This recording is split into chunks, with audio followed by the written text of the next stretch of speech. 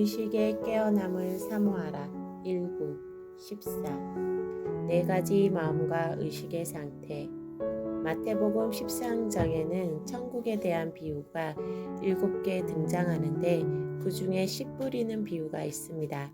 주님의 모든 말씀이 그렇듯이 이것도 한없이 많은 보화를 내포하고 있어서 여러 각도에서 다양한 영적 의미를 발견할 수 있습니다.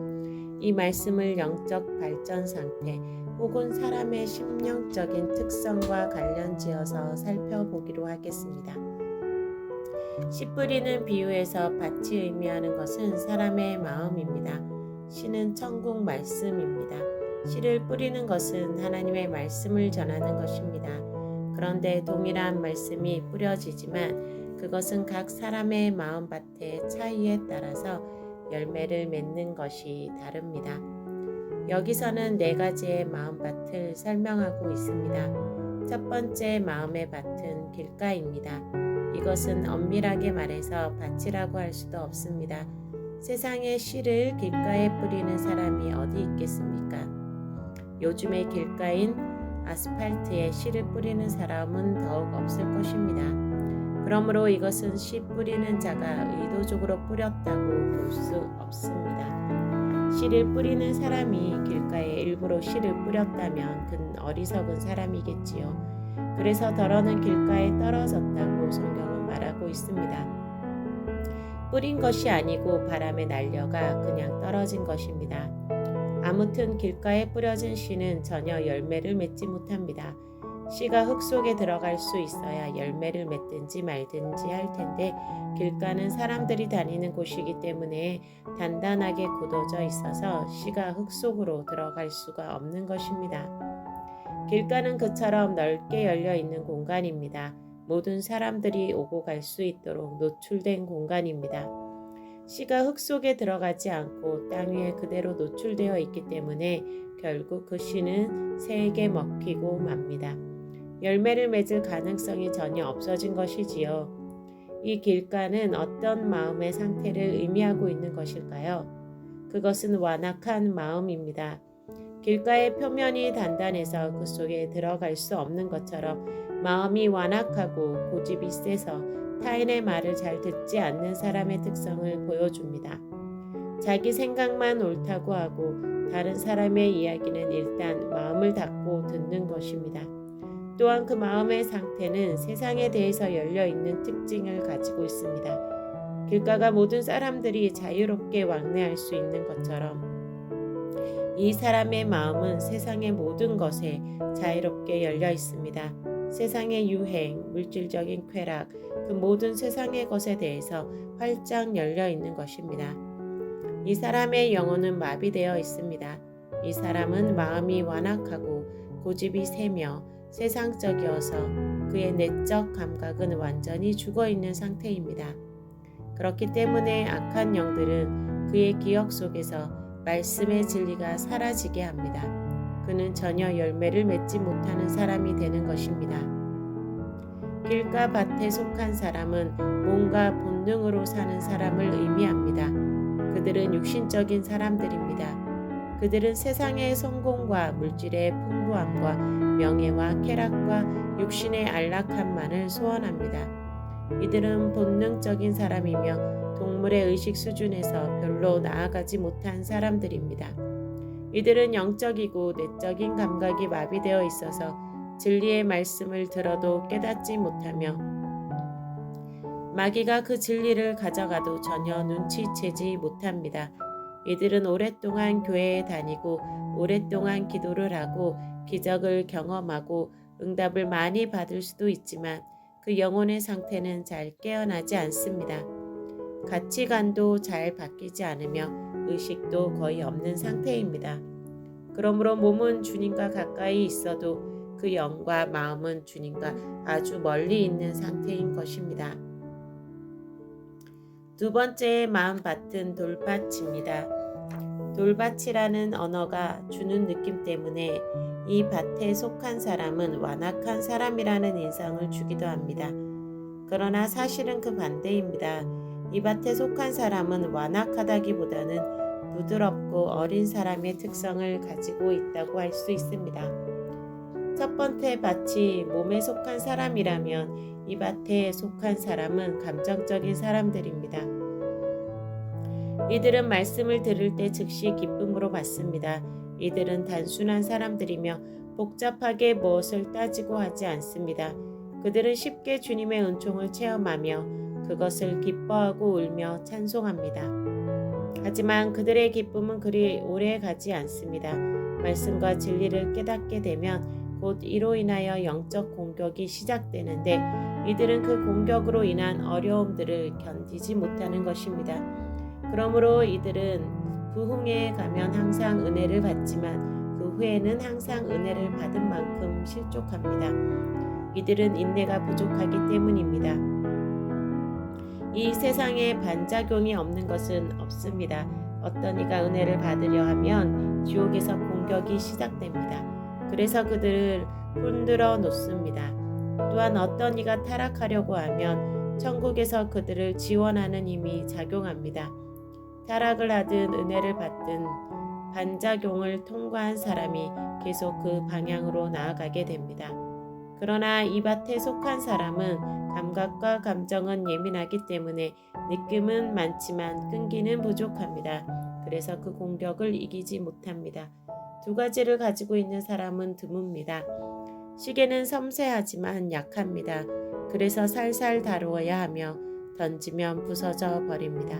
망치는 강건하게 만들어져서 못을 세차게 바꿔도 멀쩡합니다. 하지만 이것은 단순한 도구이기 때문에 쓰임새가 한정이 되어 있고 깊은 용도로 쓰이지는 못합니다. 감정이 예민한 사람은 느낌은 많지만 끈기가 없습니다. 그래서 환란이 올 때 금방 넘어집니다. 그들은 자주 기뻐서 울지만 조금 지나면 속이 상해서 웁니다. 이 두 번째 밭의 사람은 첫 번째보다는 의식이 좀 깨어나 있는 상태입니다. 이들은 동물의 수준은 벗어나 있습니다. 이들은 따뜻하고 아름다우며 인간미가 있습니다. 강하지는 않지만 착하고 따뜻합니다. 하지만 너무 기분 중심입니다. 그래서 일관성이 없고 오래가지 못하는 것입니다. 날마다 기분이 좋으면 오래 가겠지만 세상이라는 것이 어디 그런가요? 때로는 비도 오고 비바람도 부는데 이들은 날씨가 나빠지는 것을 견디지 못하는 것입니다. 다만 이들의 상태와 열매는 첫 번째보다는 낫다고 할 수 있습니다. 첫 번째 사람의 상태는 열매는커녕 흙 속에 들어가기도 전에 새에게 먹혔습니다. 그러니 열매고 뭐고 아무것도 없는 것입니다. 이들은 교회에 오래 다녀도 삶의 모습이 불신자와 조금도 다를 것이 없습니다. 똑같이 화를 내고 똑같이 욕심부리고 똑같이 세상에 속한 것들을 사모합니다. 남편의 사업이 잘 되어 돈을 많이 벌고 큰 집에서 살고 자식이 유명한 대학을 가야 성공한 것으로 굳게 믿습니다. 그러나 두 번째 밭의 상태는 조금 있다가 말라 죽기는 하지만 그래도 약간의 열매를 경험한 바 있습니다. 뿌리가 없기 때문에 곧 말라버리기는 하지만 그래도 일단 싹이 나오기는 나옵니다.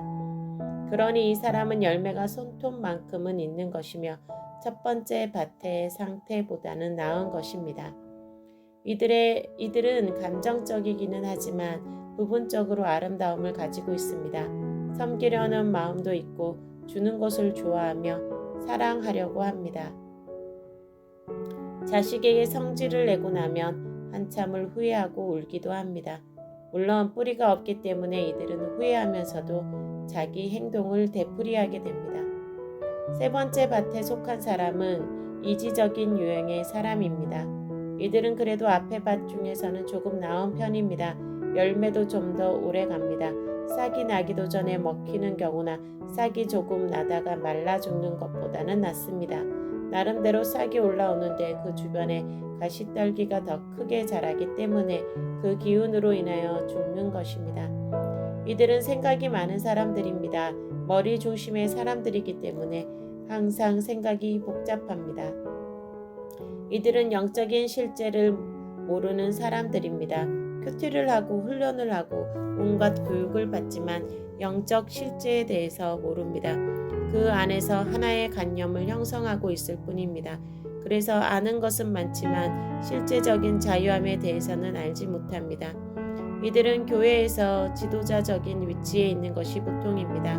그러나 이들은 사람들을 많이 가르치고 그들에게 가르침을 받는 사람들이 가끔 자유함을 경험하는 것을 보기는 하지만 막상 본인들은 별로 자유함을 누리고 있지 못합니다.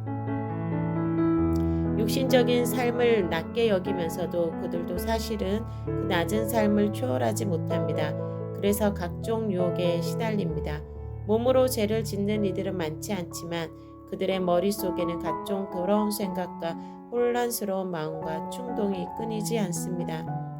가시떨기의 기운은 그러한 어둡고 복잡한 상념을 의미하는 것입니다. 이들은 생각이 많아서 복잡하고 그 복잡한 생각을 통제할 수 없어서 열매를 맺지 못합니다. 이들은 생각과 지식을 가지고 있습니다. 그러나 의식의 깨어남은 부족합니다. 그러므로 이들은 자유함에 대해서 알지 못하는 것입니다. 이 세 가지 밭은 다 제대로 열매를 맺지 못하는 것을 이 비유는 보여주고 있습니다. 어떤 이들은 몸의 정욕에 속하여 의식이 깨어나지 못하고 열매를 맺지 못합니다. 어떤 이들은 감정에 속하여 의식이 깨어나지 못하고 열매를 맺다가 맙니다. 어떤 이들은 이성과 생각에 사로잡혀 있어서 열매를 맺지 못합니다. 결국 이 이야기는 몸에 속한 육성인도, 감정에 속한 감성인도, 머리 중심의 지성인도 열매를 맺을 수 없으며 진정한 열매는 영성이 깨어난 영성인이 맺을 수 있다는 사실을 보여주고 있는 것입니다. 좋은 땅은 깨어난 영성입니다. 이들은 몸의 정욕을 다스리며 감정의 충동을 다스립니다. 범례하는 생각에서도 자유하며 모든 높아진 생각을 사로잡아 그리스도께 복종시킬 수 있습니다. 그러므로 그들은 바르게 깨닫고 바르게 보면서 아름답고 풍성한 열매를 지속적으로 맺어가게 되는 것입니다. 의식의 깨어남은 영성의 깨어남, 영혼의 깨어남에 포함되는 것입니다. 일반적으로 심령의 깨어남은 가슴의 깨어남에 관한 것이며 의식의 깨어남은 머리의 깨어남에 관계되는 것입니다. 그리고 이 두 가지는 서로 상호 보완되는 것입니다. 의식의 깨어남과 영성의 깨어남만이 진정 말씀을 깨닫고 열매를 맺을 수 있는 길이라는 것을 이해해야 합니다. 그러한 깨어남을 통해서 말씀의 실상은 점점 더 우리에게 분명해지며 우리는 아름답고 놀라운 천국의 풍성함을 직접 경험하고 누리게 되는 것입니다.